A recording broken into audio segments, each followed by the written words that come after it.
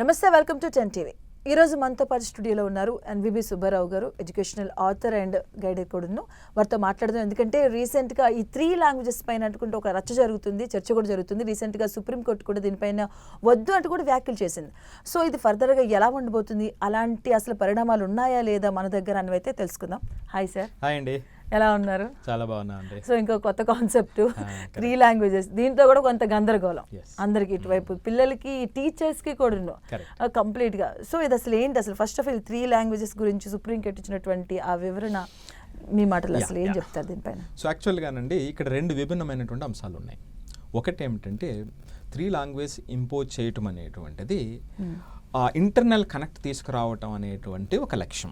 So దాంట్లో Hindi domination పెరుగుతుందా అనేటువంటి ఒక వెర్షన్ కూడా ఉంది. సో ఇది పక్కన పెడితే రెండో విషయం ఏమిటంటేనండి, సిబిఎస్ఈ తీసుకున్నటువంటి కొన్ని నిర్ణయాల వల్ల, తొందరగా తీసుకున్నటువంటి నిర్ణయాల వల్ల ఆచరణలో కొన్ని ప్రాబ్లమ్స్ ఉన్నాయి. మూడవది, పిల్లలకి ఇమీడియట్గా కొత్త లాంగ్వేజ్ నేర్పడం అనేటువంటిది అంత చిన్న విషయం కాదు. రైట్, అంటే కొంత ఎఫర్ట్ ఇవ్వాలి, ఒక 6 months పెట్టగలగాలి. అది పెట్టేటువంటి పరిస్థితి లేదు. సో ఇవి ప్రాక్టికల్ డిఫికల్టీస్. అంతేకాకుండా 3 లాంగ్వేజ్ ఫార్ములా వల్ల ఇప్పుడు తెలుగు పిల్లలు ఉన్నారు, వీళ్ళు జమ్మూ కాశ్మీర్ వెళ్ళారు, అక్కడ వీళ్ళు తెలుగు చదువుకోవాలి, అక్కడ తెలుగు టీచర్ ఉంటారా? ఆ లాజిస్టిక్స్ ఎంతవరకు ఉంటాయి మనకి? ఇవి ప్రాక్టికల్గా ఇది ఒక అంశం. రెండో అంశం ఏమిటంటే ఇక్కడ గందరగోళం మీరు అన్నట్టుగా ఎందుకు వస్తుందంటే, సిబిఎస్ఈ మేలో ఒక సర్క్యులర్ ఇచ్చింది, జూన్లో ఇంకొక సర్క్యులర్ ఇచ్చింది, జూలైలో మన 10వ తారీఖున ఇంకొక సర్క్యులర్ ఇచ్చింది. సో ఇవి కొంచెం ఆందోళన కలిగించేటువంటిది. మేలో ఇచ్చింది ఓకే, మళ్ళా జూన్లో ఇచ్చింది ఏం చేసిందంటే మళ్ళీ 9th కూడా 3 లాంగ్వేజ్ కంపల్సరీ అంది. అక్కడి నుంచి ఒక గొడవ మొదలైంది. సో గొడవ ఎందుకు అంటే అది సమంజసం కూడా, నేను దాన్ని సమర్థిస్తాను కూడా. అంటే 9thలో మీరు ఇంపోజ్ చేసినప్పుడు చాలా కష్టం అవుతుంది. 10thకి మళ్ళీ ఆ బర్డెన్ ఉంటుంది. మనం ఎంత చెప్పినా సరే ప్రాక్టికల్గా ఆల్రెడీ 9th నుంచి రుద్దుతూ ఉంటారు, చేయడం అనేటువంటిది కొంచెం ఇది అవుతుంది. అందువల్ల ఏంటంటే 19 మంది పేరెంట్స్ డిఫరెంట్ సిటీస్ నుంచి, ముంబై, తమిళనాడు, చెన్నై నుంచి ఇట్లాగా కొంతమంది సుప్రీంకోర్టుకి వెళ్ళారు. సుప్రీంకోర్టులో కేసు పెండింగ్లో ఉంది. సో దాని మీద కూడా కొన్ని వ్యాఖ్యానాలు వచ్చినాయి, అది కూడా మాట్లాడదాం. సో ఇది ఒక ఇబ్బందికరమైనటువంటి పరిస్థితి. ఇక లేటెస్ట్గా మొన్న 10వ తారీఖు ఇచ్చినటువంటిది ఏం చెప్తుందంటే చాలా డీటెయిల్గా ఇచ్చారు. అంటే వాళ్ళు ఏమనుకుంటున్నారు, ఏం చేయాలనుకుంటున్నది డీటెయిల్గా ఇచ్చారు, ఏ కన్ఫ్యూజన్ లేకుండా, కన్ఫ్యూజన్ క్లియర్ చేయడానికి. వీళ్ళు ఏం చెప్పారంటే దాని ముఖ్యాంశాలు చెప్తాం. 10వ తరగతి ఎవరైతే ఉన్నారో 10వ తరగతి వాళ్ళకి 2 లాంగ్వేజ్లు మాత్రమే, వీళ్ళకి 3rd లాంగ్వేజ్ ఉండదు. ఒకవేళ తీసుకోవాలనుకుంటే అడిషనల్ లాంగ్వేజ్ కింద తీసుకుంటారు, వాళ్ళు ఇష్టం, కంపల్సరీ కాదు. సో దీన్ని పక్కన పెట్టేసేయండి. అంటే 4 గ్రూపులు ఇందులో, 10th ఒక గ్రూపు, 9th ఒక గ్రూపు, 7th and 8th ఒక గ్రూపు, 6th ఒక గ్రూప్. సో దట్ అందరికీ అర్థమవుతుంది ఈజీగా. సో 10th క్లారిటీ వచ్చేసింది కదండి, పక్కన పెట్టేసేయండి. 9thకి వద్దాం. సో 9thకి వచ్చినప్పటికి 3 లాంగ్వేజెస్ కంపల్సరీ అన్నారు. ఇప్పుడు జూన్లో ఇచ్చినటువంటి సర్క్యులర్, ఇప్పుడు జూలైలో కూడా దాన్ని ఎంఫసిస్ చేశారు. దీని ప్రకారం ఏమిటంటే ఇండియాలో చదువుతున్నటువంటి పిల్లలు కంపల్సరీ మినిమం 2 నేటివ్ లాంగ్వేజెస్ తీసుకోవాలి, అట్లీస్ట్ 2. అవసరమైతే మీరు 3 తీసుకోవచ్చు, మీ ఇష్టం అది. ఒకటి ఫారెన్ లాంగ్వేజ్ తీసుకోవచ్చు. ఫారెన్ లాంగ్వేజ్ ఇంగ్లీష్ ఫారెన్ లాంగ్వేజ్లో ఉంది, ఆ లిస్ట్లో ఉంది. సో ఇది 9thకి సంబంధించి. ఈ 9thకి సంబంధించిన పిల్లల్లో ఏం చెప్పారంటే ఈ 3rd లాంగ్వేజ్ ఏదైతే తీసుకుంటున్నారో అది కూడా మీరు ఎగ్జామ్ రాసి పాస్ అయి తీరాలి.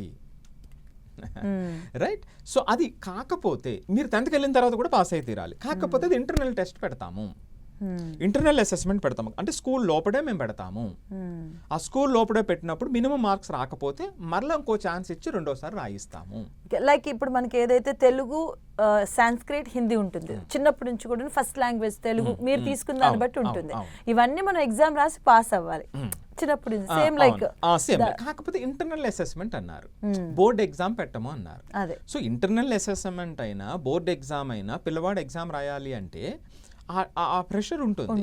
మీరే ఇండైరెక్ట్గా ఇంటర్నల్ అసెస్మెంట్, బోర్డ్ ఎగ్జామ్ అంత టఫ్గా ఉండదు, లేదు ఎలాగైనా పాస్ అయిపోవచ్చు అని ఇండైరెక్ట్గా చెప్పినట్టే కదా. అదే కదా. రైట్ అండి. సో ఇది 9thకి సంబంధించి. ఇక 7th and 8thకి సంబంధించి కూడా ఇప్పుడు 9thకి చెప్పినటువంటి రూల్సే ముందుకు వెళ్తాయి, రాబోయేటువంటి రోజుల్లో ముందుకు వెళ్తాయి. ఇక కీలకమైనటువంటిది ఏమిటంటే అండి 6th ఎవరైతే ప్రస్తుతం ఉన్నారు, 26, 27 ఎవరైతే ఉన్నారో వీళ్ళకి కంపల్సరీ ఇక్కడి నుంచి వీళ్ళ నుంచి కంటిన్యూగా అది థర్డ్ లాంగ్వేజ్ కంపల్సరీ. వీళ్ళు 10th వెళ్ళేటప్పటికి థర్డ్ లాంగ్వేజ్ కూడా బోర్డ్ ఎగ్జామ్ అవుతుంది. ఓకే, సో ఇది కంపల్సరీ. వీళ్ళు మాత్రం 31కి వచ్చేటప్పటికి మాత్రం అక్కడి నుంచి స్ట్రీమ్ లైన్ అయ్యి ఎవరైనా సరే 3 లాంగ్వేజ్లు సిబిఎస్ఈలో చదవాలి అనేటువంటిది వాళ్ళు ఎన్ఈపి ప్రకారం వాళ్ళు డిసైడ్ చేసినటువంటిది అనమాట అండి. ఇది ఓవరాల్గా. ఇక్కడ చిన్న ఎగ్జామ్షన్స్ ఉన్నాయి. వన్ టైం ఎగ్జామ్షన్స్ ఏం చేశారంటే, ఇప్పుడు 9th ఉన్నారు. ఇండియాలో చెప్పిన ఇండియా రూల్ ప్రకారం ఏమిటి, 2 నేటివ్ లాంగ్వేజెస్ తీసుకోవాలి. ఒకవేళ ఎవరైనా 2 ఫారెన్ లాంగ్వేజెస్ తీసుకుని ఉంటే వాళ్ళకి మాత్రం ఎగ్జామ్షన్ ఇచ్చారు, వన్ టైం ఎగ్జామ్షన్. ఇప్పుడు కొత్తగా పెట్టారు కాబట్టి. అలాగే ఫారెన్లో చదువుతున్నటువంటి పిల్లలు ఎవరైతే ఉన్నారో సిబిఎస్ఈ పిల్లలు, అక్కడ వాళ్ళు 2 ఫారెన్ లాంగ్వేజ్ చదవచ్చు. ఓకే, ఒక నేటివ్ లాంగ్వేజ్ సరిపోతుంది. మరి ఆ పిల్లవాడు ఎవడైనా ఇక్కడికి వచ్చాడు అనుకోండి, ఇప్పుడు 7th చదువుతున్నాడు, అక్కడ 8th ఇక్కడికి వచ్చాడు, మరి వాడి పరిస్థితి ఏంటి? వాళ్ళకు కూడా ఎగ్జామ్షన్ ఇచ్చింది. మీరు ఏదైతే అక్కడ కంటిన్యూ అవుతున్నారో అదే దాంతో మీరు ఇక్కడ కంటిన్యూ కావచ్చు అనేటువంటిది చెప్పింది. ఇవి ఎగ్జామ్షన్స్. అలాగే ఫిజికల్ హ్యాండిక్యాప్డ్ వీళ్ళకి కొంత ఎగ్జామ్షన్స్ ఉన్నాయి, అది వేరే విషయం. సో ఇప్పుడు ఏంటంటే 6th క్లాస్ వాళ్ళకి ఇది కొంచెం ప్లస్, ఎందుకంటే 6th నుంచి వాళ్ళు ఆ అవగాహన ఉంటుంది, వెసులుబాటు ఉంటుంది కదా, ఎందుకంటే దానిపైన రిపీటెడ్ గా ఈ 4 years వరకు వెళ్తారు. నేను ముందే చెప్పానండి, ఉద్దేశం మంచిది, లాంగ్వేజ్ నేర్చుకోవడంలో తప్పు లేదు. సో అది ముందు నుంచి చేయాలి. సో ఇప్పుడు 6th క్లాస్ నుంచి చేసినప్పుడు అది నేర్పించడం అనేటువంటిది ఇంపార్టెంట్. కాకపోతే ఇప్పుడున్న 6th క్లాస్ వాళ్ళే ఈ భారాన్ని తీసుకెళ్తూ ఉన్నారు, లేదా వీళ్ళు టార్చ్ బేరర్స్. సార్ కానీ ఒక విషయం అంటే, ఓకే పిల్లలు నేర్చుకుంటారు, కానీ టీచర్స్ ఉన్నారా? ఫస్ట్ ఆఫ్ ఆల్ దాన్ని అసైన్ చేయడానికి టీచర్స్ ఉన్నారా? అక్రాస్ ఇండియా ఈ 35,000 స్కూల్స్ ఏవైతే ఉన్నాయో అందులో మీరు ఏ లాంగ్వేజ్ అయినా టీచ్ చేయడానికి. అందుకే సిబిఎస్ఈ ఏం చెప్పిందంటే, నిజంగా అంటే కోర్టులో కేసు వేయడానికి కూడా మూలం ఏమిటంటే, ఈ 9th ఏదైతే పెట్టారో జూన్లో, వాళ్ళు ఏమన్నారంటే ఈ కొత్త లాంగ్వేజెస్ ఏదైతే థర్డ్ లాంగ్వేజ్ తీసుకుంటున్నారో దానికి 6th రెడీ చేసిన బుక్స్ని వాడమన్నారు. ఓకే, అంటే వీళ్ళు రెడీ అవ్వలేదన్నట్టే కదా, బేసిక్స్ మినిమం బేసిక్స్. సో అది వాడమన్నారు. సో అదొక కీలకమైనటువంటిది. అలాగే అక్రాస్ ఇండియాలో ఆల్రెడీ రిటైర్ అయినటువంటి వాళ్ళు, ఆ ప్రొఫెషన్స్ ఉన్నటువంటి వాళ్ళు, వివిధ రకమైనటువంటి పీపుల్ ఎవరైతే ఉన్నారో వాళ్ళు ఉపయోగించకుండా అవసరమైన చోట అనేటువంటి సజెషన్ వాళ్ళు ఇవ్వటం జరిగింది. ఇవన్నీ ఒక ఎత్తు అయితే, రీసెంట్గా సుప్రీంకోర్టు ఒక వ్యాఖ్య చేసింది దీని మీద. వేరే కేసులో మాట్లాడుతూ ఉండగా దీనికి ఆ 3 లాంగ్వేజ్లకు సంబంధించి ఆ జడ్జి ఏం చెప్పారంటేనండి, ఆమె మాట్లాడింది ఏమిటంటే, మనం చదివి ఏ లాంగ్వేజ్ కూడా వేస్ట్ అవ్వకూడదు అనేటువంటిది చెప్తూ, 9th క్లాసులో ఎందుకు పెట్టారు ఆనరబుల్ జడ్జు, ఆమె 1970లో ఆమె ఎక్స్పీరియన్సెస్ ఎక్స్ప్లెయిన్ చేశారు. 8th క్లాస్ నుంచే 10th క్లాస్ ప్రెజర్ మొదలవుతూ ఉంటుంది. సో అలాంటప్పుడు మీరు ఇది కరెక్ట్ కాదు కదా, ఒకసారి ఆలోచన చెయ్యండి అనేటువంటి వ్యాఖ్యలు సుప్రీంకోర్టు నుంచి వారాలుగా సజెషన్ రావటం జరిగింది వేరే విషయంలో. సో దానివల్ల ఏమిటంటే, రీసెంట్గా 10వ తారీఖున జూలై 10వ తారీఖున సిబిఎస్ఈ కొత్త సర్క్యులర్ డీటెయిల్డ్గా ఇచ్చింది. ఆ తర్వాత 1-2 రోజుల్లోనే సుప్రీంకోర్టు ఈ వ్యాఖ్యలు చేయటంతో దానికి సంబంధించిన కేసు ఆల్రెడీ ఉంది, ఇంకా హీరింగ్ రావాల్సి ఉంది. మరలా ఇప్పుడు ఏం జరుగుతుంది అనేటువంటి మరలా సందిగ్ధం. కానీ ఇక్కడ ఇంకో క్వశ్చన్ కూడా రైజ్ అవుతుందండి. మనం ఇప్పుడు ఏ యుగంలోకి వెళ్ళిపోతున్నాం, ఆల్మోస్ట్ చిటికెలో మనకి ఇట్లా అంటే మొత్తం అంత ట్రాన్స్ఫర్ అయిపోతుంది. సో అలాంటి టైంలో ఇది అవసరం అన్న వాళ్ళు మాట్లాడిన వాళ్ళు కూడా ఉంటారు, కొంతమంది ఉంటారు.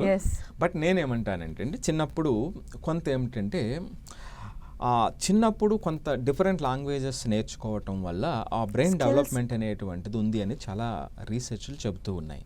సో దానివల్ల ఏమవుతుందంటే, ఆ థాట్ ప్రాసెస్ అనేటువంటిది పిల్లల్లో పెరుగుతుంది.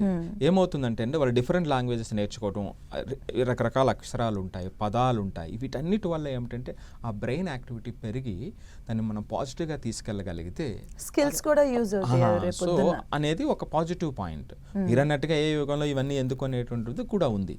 సో బట్ అప్ టు ఒక ఏజ్ వరకు కూడా ఆ రకమైనటువంటి డైరెక్షన్ అనేటువంటిది ఖచ్చితంగా పిల్లలకి హెల్ప్ అవడానికి అవకాశం ఉందనేటువంటిది నా వ్యక్తిగత అభిప్రాయం. And there is one more chance అండి, ఎందుకంటే ఇప్పుడు చాలా వరకు చాలా భాషలు, చాలా లాంగ్వేజెస్ కూడా కనుమరుగైపోతున్నాయి. మనం అంతా ఇప్పుడంతా మీరు అన్నట్టు ఫస్ట్ ఫారెన్ లాంగ్వేజ్కే ఎక్కడ చూసినా. సో ఈ పరంగా వస్తే ఏదైతే ఏమంటారు, ఆ స్థానికంగా ఉన్నటువంటి ఏదైతే నేటివ్ లాంగ్వేజెస్ ఉంటాయో అవి మళ్ళీ పుంజుకుని బయటికి రావడానికి ఛాన్సెస్ ఉండే అవకాశాలు ఉంటాయి కదా. ఎగ్జాక్ట్లీ అంటే ఇది ప్రతి ఒక్కరూ కూడా అంటే ఏ మాతృభాష అయితే మీకు ఉందో దానికి ప్రతి ఒక్కరూ ఈ తరం బాధ్యత తీసుకోవాల్సిన అవసరం ఉంది. నేను అందుకే గుర్తుందో లేదు మన తెలుగు మన గౌరవం అని లాస్ట్ ఒక 4 months క్రితం వేసవిసెలవుల్లో ఒకటి చేసాం. ఎందుకంటే ఎంత బాధ అనిపించిందంటే ఇప్పుడు తెలుగులో అంటే 2 స్టేట్స్లో కూడా పిల్లలు తెలుగులో రాయటం ఇబ్బంది. 10వ తరగతికి వచ్చినా సరే వాళ్ళు తెలుగు కూడా మరి తెలుగు మాట్లాడతారు కదా, దాన్ని రాయాలంటే ఏం చేస్తారంటే ఇంగ్లీష్తో రాస్తారు. ఇది ఇంకొక సాంస్క్రిట్ లో అలాంటి వెసులుబాటు ఉంది. ఇది ఒక 40-50 సంవత్సరాల తర్వాత ఏమవుతుందండి, కనీసం మనం ఏ ఒక్కరూ కూడా కనీసం పట్టకుండా ఉన్నాం కదా. ఈ పాపం ఎవరిది, ఎవరైతే పేరెంట్స్ ఉన్నారో వాళ్ళది, నెక్స్ట్ అదే విధంగా ఇన్స్టిట్యూషన్స్ ఉన్నాయో వాళ్ళది. సో ఈ మాతృభాషను మనం నిజంగా తెలుగు మాతృభాషని చాలా సగం వరకు చంపేశామండి. ఇప్పుడు ఉన్నటువంటి పిల్లల్లో ఆ జాగ్రత్త మనం తీసుకోవట్లేదు. ఒక్క 2-3 నెలలు మనం జాగ్రత్త తీసుకొని చేయటం అనేటువంటిది ఇంపార్టెంట్. ఇది ఒక ఇంపార్టెంట్ పాయింట్. రెండోది ఏమిటంటే ఆచరణలో ఈ ఎగ్జామ్స్ ఇవన్నీ కూడా ఏంటంటే మనకి ఆ ఓరియంటేషన్ తీసుకురావటం వరకే. మనకి ఆ చిత్తశుద్ధి లేకపోతే ఆ ఫలితాలు రావు. మరలా ఇప్పుడు వీళ్ళు ఎగ్జామ్ పెట్టారు, ఆ ఎగ్జామ్ కోసమే లాంగ్వేజ్ తీసుకుని రాయటం అనుకోండి, అది కాదు యాక్చువల్గా పర్పస్. రాసాము మరలా రిగర్గేట్ చేసాము, ఇది కాదు. మీకు అందుకే ఒక ఉదాహరణ చెప్తా. ఈ లాంగ్వేజ్ని నాశనం చేసినటువంటి తెలుగు స్టేట్స్లో ఉన్నటువంటి ఇన్స్టిట్యూషన్స్ కొన్ని ఉన్నాయి. వీళ్ళు చేసిన పని వల్ల ఏమి జరిగింది అంటే, ఇప్పుడు సపోజ్ సాంస్క్రిట్ తీసుకోమంటారు. ఎందుకు తీసుకోమంటారు తెలుసా అండి? 98 మార్కులు 99 మార్కులు వస్తాయి. సాంస్క్రిట్ తీసుకుని 2 సంవత్సరాలు చేసినటువంటి పిల్లవాడు కనీసం ఒక్క సెంటెన్స్ సాంస్క్రిట్లో మాట్లాడతాడా? మరి దీని పరిస్థితి ఏమిటి? ఇప్పుడు ఇందాక జస్టిస్ ఆమె చెప్పినట్టుగా వెసులుబాటు అంటే మేము చదువుకునేటప్పుడు ఇంకోటి ఉండేదండి, సాంస్క్రిట్ మీరు తీసుకున్నా దాని ఇంగ్లీష్ లో మీరు ఎగ్జామ్ రాసుకోవచ్చు. అలాంటప్పుడు చదవలేదు. సో మరి దాని ఉపయోగం ఏముంది చెప్పండి? మరి దాని ఉపయోగం అక్కడ లేదే. పోనీ అది మన మాతృభాషలకే మాతృభాష అనేటువంటిది అది సాంస్క్రిట్. పోనీ అక్కడ ఏదన్నా ఉందా అంటే అది లేదే. ఇక్కడ తెలుగును నాశనం చేసామే అంటే ఇది ప్రత్యేకించి ఏమిటంటే స్కూల్స్ లో తెలుగు మాట్లాడలేనటువంటి సందర్భాలే ఉన్నాయి కదా. స్కూల్స్ లో తెలుగు మాట్లాడితే ఫైన్ వేసేటువంటి సందర్భం. అలాంటి స్కూల్స్ ఎన్ని లేవు, ఎన్ని న్యూస్లు చూడట్లేదు మనం. ఇప్పుడు అలాంటిది 3 లాంగ్వేజెస్ భాష ఏదైనా సరే వ్యక్తీకరణ వచ్చేటట్టుగా పిల్లల్ని రెడీ చేద్దామా, లేకపోతే మన మాతృభాషను చంపుతున్నాము. ఇది ప్రతి ఒక్కరూ గవర్నమెంట్ దగ్గర నుంచి ఒక విస్తృతంగా దీని మీద స్పందించాల్సినటువంటి అవసరం ఉంది. ఇప్పుడు అంటే చాలా బాధ అనిపించేది, పిల్లలు రాయలేరు. ఇప్పుడు వాళ్ళు పెద్దవాళ్ళు అయిన తర్వాత ఇంకో 30 సంవత్సరాల తర్వాత ఏమవుతుంది పరిస్థితి అనేటువంటిది చాలా దారుణమైనటువంటి విషయం అన్నమాట. ఆఫ్ కోర్స్ అంటే దీనివల్ల ప్లసెస్ ఉన్నాయి, మైనస్లు కూడా ఉన్నాయి. బట్ కొంచెం సవరణలు చేసుకుంటూ ముందుకు దీన్ని పాస్ చేయాల్సిన అవసరం ఎంతైనా ఉంది. సో అల్టిమేట్గా ఆ లాంగ్వేజ్కి సంబంధించినటువంటి ఎసెన్స్ని, దాని మీద ప్రేమని పిల్లలకి అందించాలండి. ఎగ్జాక్ట్లీ. సో అది మన బాధ్యతగా తీసుకెళ్ళాలి. అది నేను అనేది. అంటే ఎలాంటి గైడ్లైన్స్లో వెళ్తే పిల్లలకి బాగుంటుందండి ఇది? ఇప్పుడు మీరంటే ఇప్పుడు 6th నుంచి స్టార్ట్ చేస్తున్నారు, 9th వాళ్ళకి ఇది 6th ఇచ్చే బుక్ ఇవ్వమని చెప్తున్నారు బేసిక్గా. సో లేదు అంటే నేను అనేది అదే. ఇప్పుడు మధు గారు ఇందాక నేను చెప్పింది ఏంటంటే, వాళ్ళు ఆ ఇన్క్లినేషన్ తీసుకురావటానికి బోర్డు చేసే ప్రయత్నం, దానికి మనం పేరెంట్స్, టీచర్స్, ఇన్స్టిట్యూషన్స్ ఇక్కడ హెల్ప్ చేసి వాడికి లాంగ్వేజ్ ప్రొఫిషియన్సీ స్థాయికి తీసుకెళ్ళటం అనేది ఆచరణలో చేయాల్సినటువంటిది. ఒక వాళ్ళ రూల్ ఉంది, దాన్ని ఇంప్లిమెంట్ చేసేటువంటి సందర్భంలో ఆచరణ స్థాయికి తీసుకెళ్ళటం అనేది మన మీద ఉన్నటువంటి బాధ్యత. అవును, ఎందుకంటే రేపు పొద్దున నేర్చుకుంది ఏదో ఒక పేట అవసరం అవ్వాలి కదా, స్కిల్ అనేది బయటికి రావాలి కదా. మీరు అన్నట్టు ఏదో నేర్చుకున్నాం, ఎగ్జామ్ రాసేసాం, ఇప్పుడు అలానే ఉంది. వీళ్ళు ఇచ్చింది కూడా 9th లో ఎగ్జామ్ పెట్టినా కూడా వాళ్ళు ఏమైనా చేయొచ్చు, ఏముంది పాస్ అవ్వడానికి. అది అప్పుడు ఆమె ఆనరబుల్ జడ్జి చెప్పినటువంటి జస్టిస్ నాగరత్నం గారు అనుకుంటా, ఆమె చెప్పినటువంటి మాట కూడా అదే, అది వేస్ట్ అవ్వకూడదు కదా లాంగ్వేజ్ వాళ్ళు నేర్చుకున్నటువంటిది అని. సో ఏదేమైనానండి, వితౌట్ రిలాక్సేషను మనం జాగ్రత్తగా ఎవరికి వాళ్ళు ప్లెడ్జ్ తీసుకుని మన పిల్లలకి తెలుగు అనేటువంటిది స్పష్టంగా చదవటం, రాయటం నేర్పించాల్సింది అనేటువంటిది గవర్నమెంట్ రూల్ పెట్టిందో ఎగ్జామ్ ఉందనో కాకుండా ప్రతి ఒక్కరూ బాధ్యత తీసుకోవాల్సినటువంటి అవసరం ఉందండి. సో ఇది మాత్రమే మనం చేయాల్సినటువంటి ప్రత్యేకించి. ఓకే, రైట్ అండి. థ్యాంక్ యూ సో మచ్ అండి సుబ్బారావు గారు. సో ఇదండి వాళ్ళ special programme. Keep watching 10 TV.